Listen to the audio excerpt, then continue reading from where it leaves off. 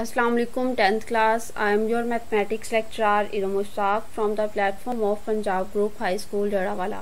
Students, hope you are fine and well. Today 10th June 2020 we are going to discuss exercise 2.1 of chapter 2 in this lecture. Students exercise 2.1 में thoroughly हम discuss करेंगे कि roots की nature, quadratic equation के जो answers आते हैं आपके पास, आप उन्हें बोलते हो रूट्स। अब अगर आपने उन क्वाड्रेटिक इक्वेशन को सॉल्व नहीं किया तो सॉल्व किए बगैर आप उसके आंसर्स की नेचर किस तरीके से बता सकते हैं, उसके लिए हमारे पास एक फार्मूला है जिसको नाम दिया जाता है डिस्क्रिमिनेंट का। ये इंपॉर्टेंट ऑप्शन है कि नेचर ऑफ रूट किस पे डिपेंड करती है, तो उसके डिस्क्रिमिनेंट पे डिपेंड करती है। डिस्क्रिमिनेंट का फॉर्मूला होता है b² - 4ac। अब ये जो b² - 4ac का आंसर आता है, इसके तीन तरीकाकार हो सकते हैं। या इसका आंसर कोई पॉजिटिव नंबर आता है, या ज़ीरो आंसर आ जाता है, या नेगेटिव नंबर आता है। अगर इसका आंसर पॉजिटिव आ जाता है तो हम कहते हैं कि जो दोनों आंसर्स आएंगे वो अनइक्वल होंगे और जो है वो रियल होंगे। इसी तरीके से अगर आंसर ज़ीरो आ जाता है तो हम कहेंगे कि जो दोनों आंसर्स आते हैं, चाहे हमने अभी फाइंड आउट भी नहीं किए, वो इक्वल होंगे और वो रियल होंगे। और जब आंसर माइनस में आ जाता है तो हम कहते हैं कि वो जो दोनों आंसर्स आएंगे, एक तो वो अनइक्वल होंगे और दूसरा इमेजिनरी या कॉम्प्लेक्स नंबर होंगे, यानी स्क्वायर रूट के साथ कोई आंसर आएगा। लेकिन फिलहाल पहले क्वेश्चन में उन्होंने सिर्फ हमसे कहा है कि क्वाड्रेटिक इक्वेशन का डिस्क्रिमिनेंट फाइंड आउट करें, तो एक इसका पहला पार्ट मैंने सॉल्व किया है, बाकी इसके चार इसी वजह से आपने सॉल्व करने हैं। इसमें x² का कोफिशिएंट जो है वो a है, x का कोफिशिएंट b है और जो कांस्टेंट है वो c है।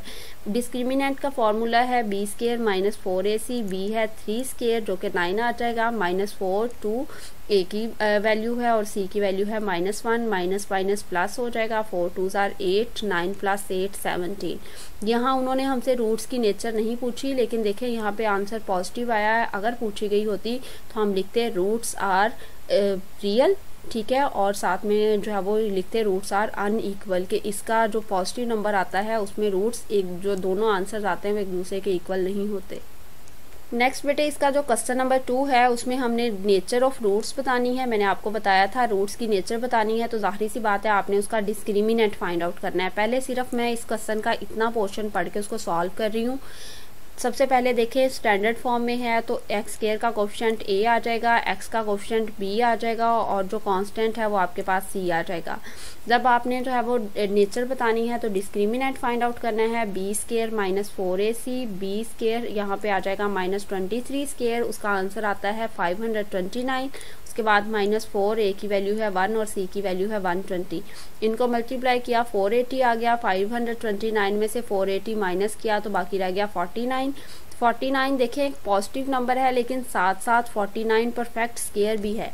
तो अगर डिस्क्रिमिनेंट जो है वो आपके पास पॉजिटिव नंबर हो और साथ में परफेक्ट स्क्वायर भी हो तो आपने लिखना है उसके रूट्स अनइक्वल ही लिखेंगे जब पॉजिटिव नंबर है, रियल है रूट्स और साथ में रैशनल है।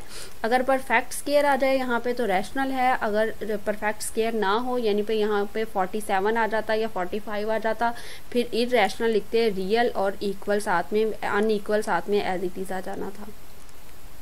अब बेटे बाकी इसका हिस्सा उन्होंने कहा है कि आपने ये लिख दिया कि रूट्स ऐसे होंगे। अब अपने उस आंसर को वेरीफाई भी करें। वेरीफाई करने का तरीकाकार ये है कि अब मैं इस क्वाड्रेटिक इक्वेशन को सॉल्व करूंगी, चाहे फैक्टराइजेशन से, कंप्लीटिंग स्क्वायर से या क्वाड्रेटिक फार्मूला से। जो उसके आंसर्स आएंगे वो हमने देखना है कि क्या वाकई हमारी इस लाइन को जस्टिफाई कर रहे हैं, क्या वो रियल नंबर हैं, क्या वो रैशनल नंबर हैं और क्या वो दोनों एक दूसरे के इक्वल हैं या अनइक्वल हैं। तो अब हम इस क्वाड्रेटिक इक्वेशन को सॉल्व करेंगे इस वजह से क्योंकि उन्होंने वेरीफाई करने को कहा है। वैल्यूज़ वही हैं, a, b और c की फॉर्मूले से सॉल्व कर रही हूँ मैं। यहाँ पे -b + -b² - 4ac divided by 2a, तो माइनस एज इट इज़ और b की जगह पे -23 माइनस +23 हो जाएगा। b² का आंसर आएगा -23²। उसके बाद -4, a की वैल्यू आ जाएगी 1 और c की वैल्यू है 120। सॉल्व करने पे यहाँ पे 529 आ जाएगा। इनको मल्टीप्लाई किया 480, दोनों को सॉल्व किया तो 49 आ गया। 49 का स्केयर लेंगे तो वो 7 आ जाएगा। यहाँ पे 2a, a की जगह पे 1 था तो डिनोमिनेटर में 2 रह गया, और यहाँ पे माइनस माइनस प्लस था तो ये 23 हो गया। 23 को एक दफ़ा +7 के साथ सॉल्व करेंगे और एक दफ़ा -7 के साथ। डिनोमिनेटर में 2 एज इट इज़ रहेगा। यहाँ पे 30 डिवाइडेड बाई 2 15 आ गया। यहाँ पे 16 डिवाइडेड बाई 2 8 आ गया। अब देखें, हमने स्टार्ट पे मेंशन किया था डिस्क्रिमिनेंट की मदद से कि रूट्स रियल होंगे, तो ये दोनों रियल नंबर हैं, ये दोनों रैशनल नंबर्स हैं, और साथ में ये दोनों एक दूसरे के इक्वल भी नहीं है, अनइक्वल हैं। तो डिस्क्रिमिनेंट से जो आपने जो है वो स्टेटमेंट लिखी है, डिस्क्रिमिनेंट की मदद से रूट्स के नेचर के बारे में आपकी वेरिफिकेशन के बाद उसको प्रूफ होना चाहिए उस स्टेटमेंट को। नेक्स्ट बेटे हमारे पास क्वेश्चन है, फॉर व्हाट वैल्यू ऑफ के द एक्सप्रेशन के square x square plus 2k into +1 x + 4 is a perfect square. अच्छा, आपको जो भी क्वाड्रेटिक इक्वेशन की स्टैंडर्ड फॉर्म दी है, अब जाहिर सी बात है उसके रूट्स के बारे में बात कर रहे हैं तो आपने फ़ौरन उसका डिस्क्रिमिनेंट फाइंड आउट करने की कोशिश करनी है। उसके बाद आपने देखना है कि डिस्क्रिमिनेंट के बारे में, रूट्स के बारे में उन्होंने क्या कहा है कि परफेक्ट स्केयर है या फिर जो है वो रियल नंबर है या रैशनल है, उसके अकॉर्डिंग फिर उसके आपने डिस्क्रिमिनेंट को सॉल्व करना है।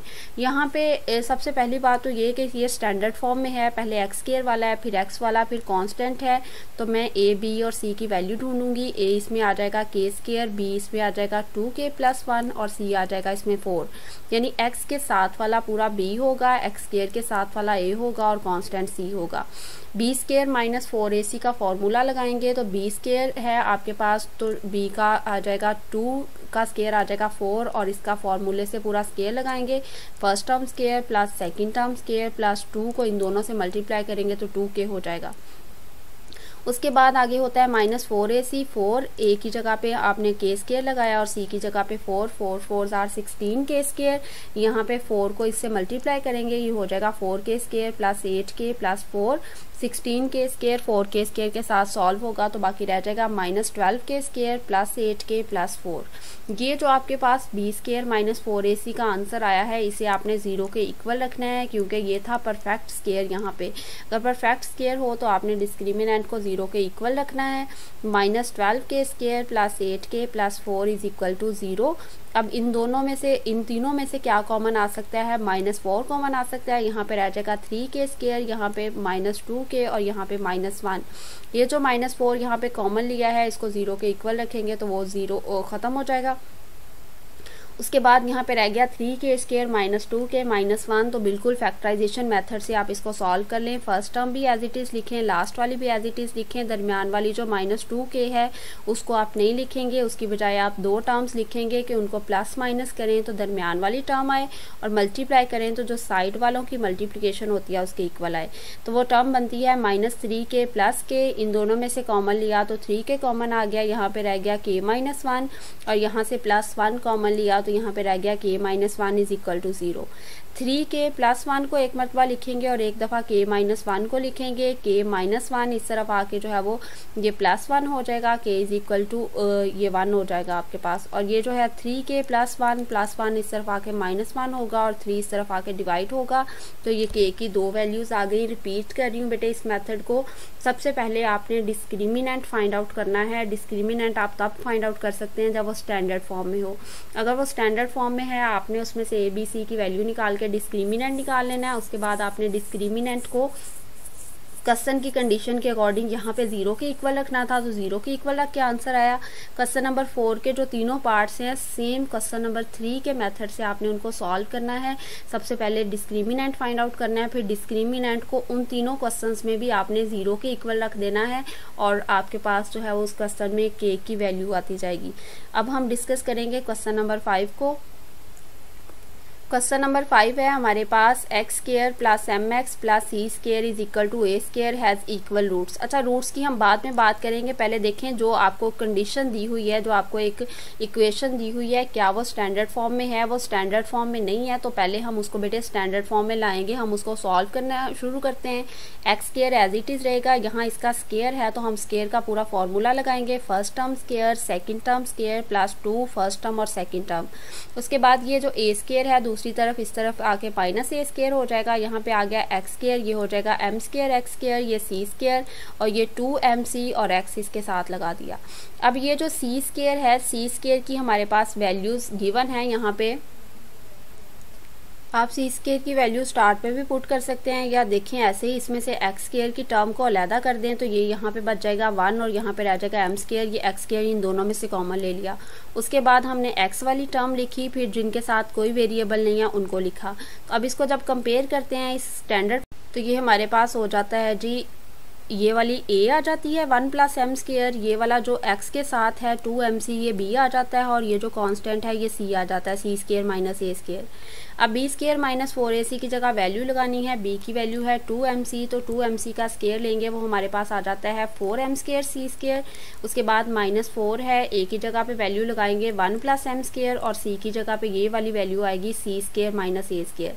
यानी सबसे पहले हमने क्वाड्रेटिक इक्वेशन को उसकी स्टैंडर्ड फॉर्म में किया, स्टैंडर्ड फॉर्म में लाने के बाद बेटे हमने उसको जो है वो उसका डिस्क्रिमिनेंट फाइंड आउट करने के लिए a, b और c की वैल्यू फाइंड आउट की। जो डिस्क्रिमिनेंट आएगा हमने उसको यहाँ पे 0 के इक्वल नहीं रखना। उसकी रीज़न ये है कि वो हमसे कह रहे हैं कि आप साबित करें कि डिस्क्रिमिनेंट जो है वो 0 के इक्वल आएगा। उन्होंने क्या वर्ड लिखा है जिसकी वजह से हमें ये पता चला, उन्होंने कहा शो ये जो इक्वेशन है इसके रूट्स इक्वल हैं। किसी इक्वेशन के रूट्स इक्वल होने का साबित करने का मतलब ये है कि आप ये साबित करो कि उसका डिस्क्रिमिनेंट जो है वो 0 के इक्वल आएगा। तो फिर आपने जो है वो उसको स्टार्ट पे यहाँ पे 0 के इक्वल नहीं रखना, बल्कि आपने सिर्फ b स्क्वायर माइनस 4ac को सॉल्व करना है इसको स्टैंडर्ड फॉर्म में लाने के बाद। अब 4 को मल्टीप्लाई करेंगे, पहले जो है ये 4 एज इट इज़ रहेगा, पहले 1 मल्टीप्लाई होगा इन दोनों से तो c square minus a square as it is रहेगा, फिर m मल्टीप्लाई होगा दोनों से तो m square c square minus a square m square आ जाएगा।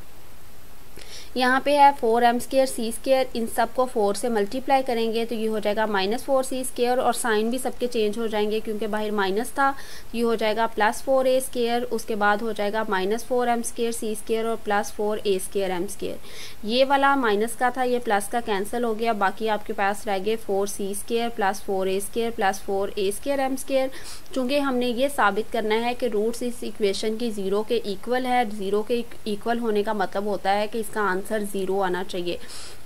इक्वल होने का मतलब होता है कि आंसर 0 के इक्वल आना चाहिए। इन सब में से कॉमन लेंगे तो -4 कॉमन आ जाएगा, -4 चूँकि 0 के इक्वल है वो ख़त्म हो जाएगा, बाकी रह जाएगा c square minus a square minus a square m square. अब ये जो दोनों c स्क्वायर प्लस का है वो इधर ही रहेगा, और a square minus a square m square दोनों माइनस के हैं, वो इस तरफ आके प्लस के हो जाएंगे। अब इन दोनों में से कॉमन आएगा तो a square into 1 + m square. तो ये देखें अगर आपके पास जो है वो ये वाला हो, यानी c square is equal to a square plus 1 m square आ जाता है, तो ये आपके पास जो है वो रूट्स इसके इक्वल आ जाते हैं, यानी 0 के इक्वल आपके पास इसका आंसर आ जाता है। मेथड इसका रिपीट कर रही हूँ बेटे, स्टैंडर्ड फॉर्म में क्वाड्रेटिक इक्वेशन को लेके आए, उसके बाद आपने a, b और c की वैल्यू निकाल के डिस्क्रिमिनेंट फाइंड आउट किया। उसके बाद क्वेश्चन में उन्होंने कहा था कि रूट्स इक्वल हैं, तो आपने डिस्क्रिमिनेंट को 0 के इक्वल रखा। लास्ट पे अगर ये कंडीशन आ जाती है, अगर आप इसके डिस्क्रिमिनेंट को 0 के एक और मेथड से भी कर सकते हैं कि आप c स्क्वायर की जगह पे ये वैल्यू पुट कर दें तो सारी वैल्यूज़ कैंसिल हो जाएंगी, b square minus 4ac and पे 0 के इक्वल आ जाएगा। तो फिर आप कहोगे कि रूट्स जो है वो इक्वल हैं क्योंकि b स्क्वायर माइनस 4ac का आंसर लास्ट पे 0 के इक्वल आ गया। यहाँ पे आप c स्क्वायर की वैल्यूज डायरेक्ट भी पुट कर सकते हैं, आपके पास 0 आंसर आ जाएगा।